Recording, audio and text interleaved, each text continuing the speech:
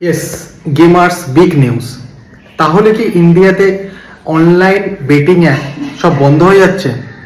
হ্যাঁ বন্ধুরা, এরকমই একটা বিল পাস হয়েছে 21 আগস্ট পার্লামেন্ট থেকে, যেখানে বলা হয়েছে যেখানে রিয়েল মানি ইনক্লুড আছে যে কোনো বেটিং অ্যাপে, যেরকম ড্রিম লিগ, এমপিএল, তারপর হচ্ছে পোকার, এইগুলো সব ব্যান্ড হয়ে যাবে।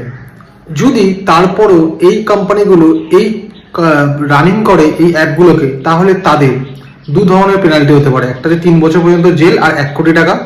আর তারা যদি কোনো কারণে অ্যাডভার্টাইজমেন্ট করে any platform LinkedIn, Facebook, Instagram, তাহলে তাদের 2 বছর পর্যন্ত জেল হতে পারে আর 50 লাখ টাকা পর্যন্ত ফাইন হতে পারে।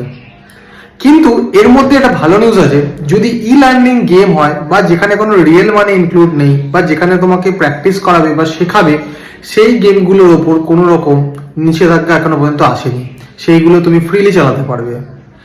এর ফলে এই বন্ধ হয়ে যাওয়ার ফলে ইন্ডিয়াতে ইকোনমিক্যালি কিছু প্রবলেম দেখা দেবে। যেমন 1 নম্বর, ইন্ডিয়া 20,000 crore ট্যাক্স লস করবে, is include GST and direct tax.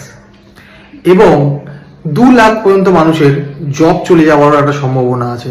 এছাড়াও আর একটা প্রবলেম, যারা বড় বড় অনেক অ্যাঞ্জেল ইনভেস্টার আছে, তারা এই সমস্ত গেমিং অ্যাপে অনেক ইনভেস্ট করেছিল, পরবর্তীকালে তারা সেখান থেকে গেইন করবে বলে, সেই দিক থেকেও তাদের কাছে একটা মানি লস হওয়ার প্রবলেম দেখা যাচ্ছে।